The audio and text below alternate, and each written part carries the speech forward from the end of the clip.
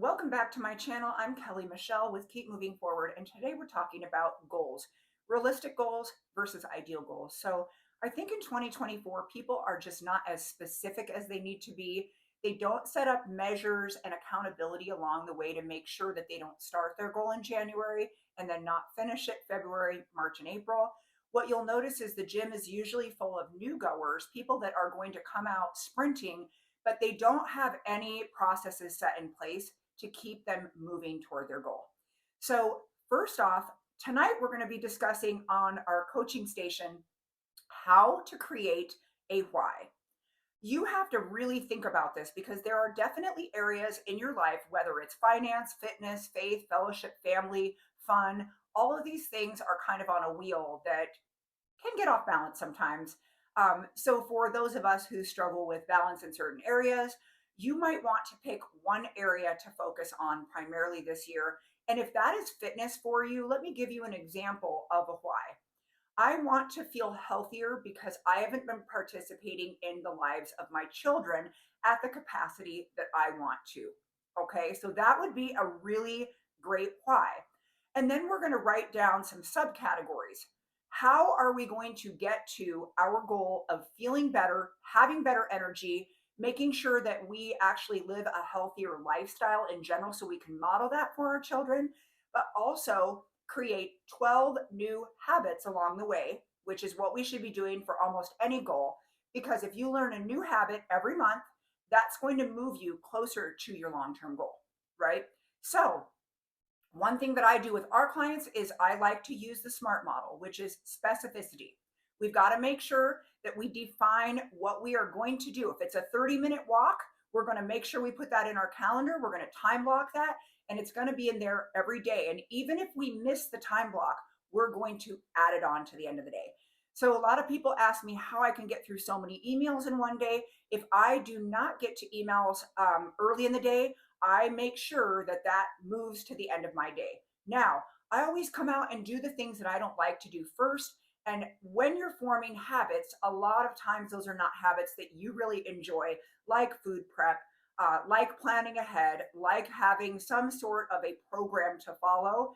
You will want to make sure that it is specific, that you are making progress and you're able to track that, and you have some form of accountability in doing so. Second is going to be, how are we measuring this criteria? Are we able to go back and look at a calendar and say, I made 20 out of 30 days of walking 30 minutes? That's pretty darn good. Now, what am I going to do this next month to continue to do that walking while I'm adding a new habit, which might be getting to sleep 15 minutes earlier? All these things can be added as habits, but you don't want to stop doing the habit from January because you're taking on February's. You want to be able to continue these things, so they have to be reasonable. They cannot be exorbitant.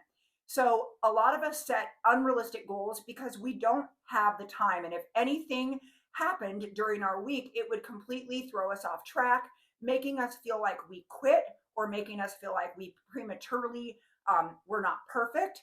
And therefore, we should just go ahead and kind of let that habit slide, right? So that is one thing that I think really does need to be set in stone, is each month you're going to focus on one little sub habit that's going to move you closer to your goal.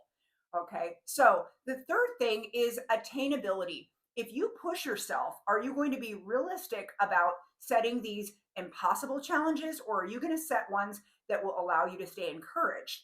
I don't like feeling discouraged during goal setting sessions. So I usually will shoot a little bit lower, knowing that I can hit that goal. It is attainable. And then I can shoot for something a little bit even more challenging the next month, if that makes sense. So if it's attainable, that means that you already know that you're going to have time for it in your schedule. You've already made the commitment that this is going to be something that's going to be very important for you.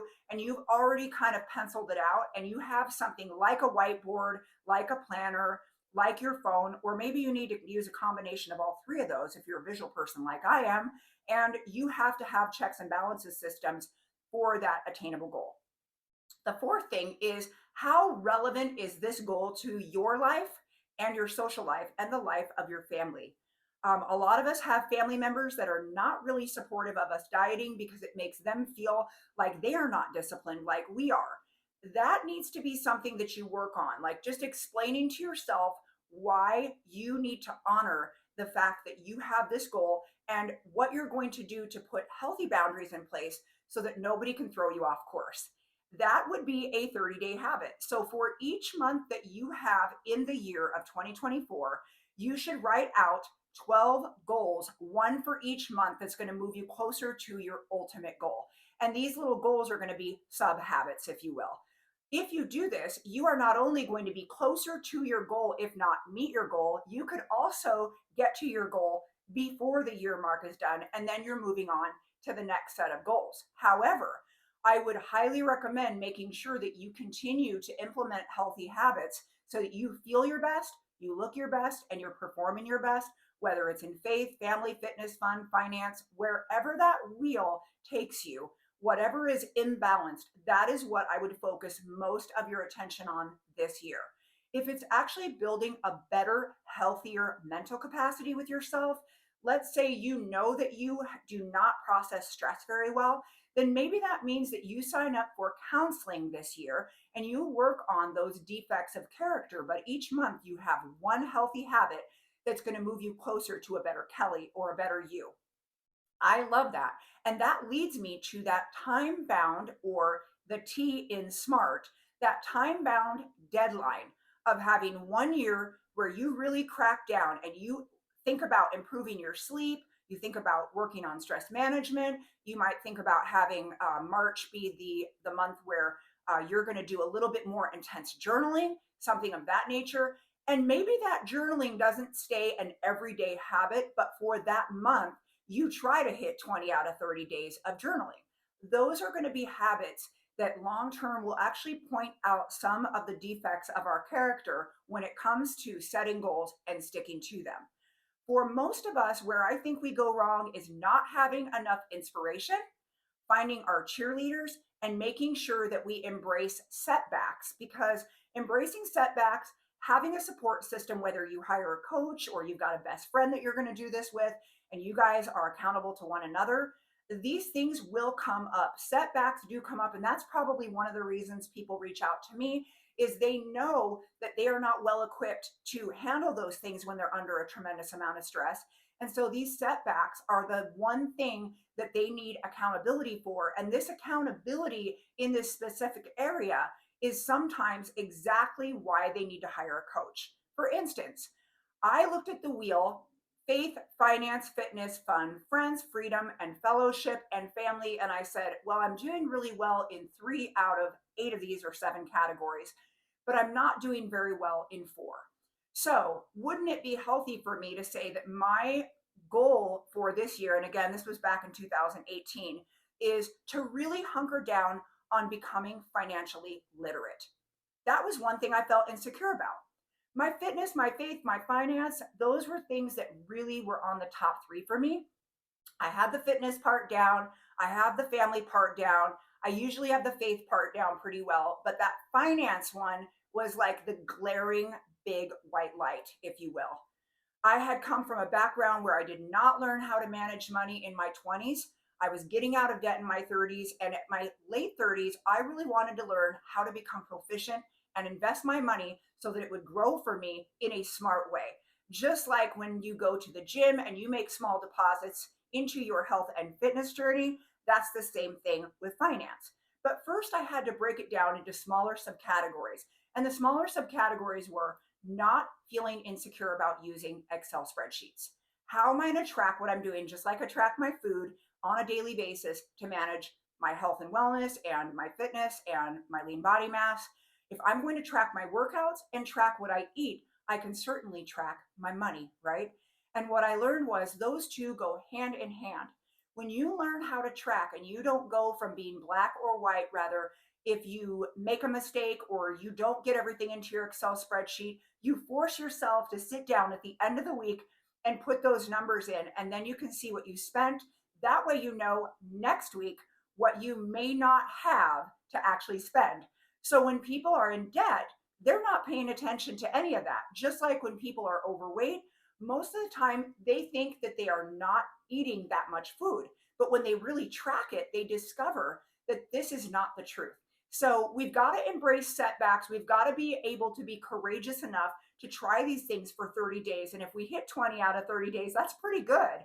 If we go to the gym 20 out of 30 days, that's darn good. If you walk 20 out of 30 days, that's darn good. If you journal and you write down your thoughts and you're working on stress management as your goal for 2024, or sleep, and you're logging your sleep hygiene, and every month you have a new habit for hygiene to get better sleep, like maybe you start listening to podcasts or reading a book, a hard copy book, and turning off your cell phone at night about an hour and a half to 2 hours before you're going to want to fall asleep. That's going to be a very big challenge for you. And for you to do that well and proficiently for 30 days is that's a great enough task. I would not add more onto your plate than what you really need to have. I would really be specific and define the specificity of these goals and then stick to that goal and try not adding more things to your plate. And if you got too much on your plate right now, I think the best goal for January for most of you is to get some of the things off your plate that are not going to allow you to have a long term goal, like I'm talking about. And you guys know what those things are. If you're scrolling at night for 2 or 3 hours, because that's how you detach from your day, you might want to just try spending one whole hour doing a new habit and just putting that phone away, because I can guarantee you're not missing much by scrolling. So I hope these things are really helpful for you. If you need more accountability, you need to learn how to embrace setbacks, you need a little bit more direct coaching, you need to find a cheerleader, and perhaps you don't have anyone, you've got me. So please sign up if you need any extra help in the new year, no matter what your goal is. I feel highly qualified to help you get there. And I hope you guys have a wonderful, safe, and happy holiday season. Thanks for listening.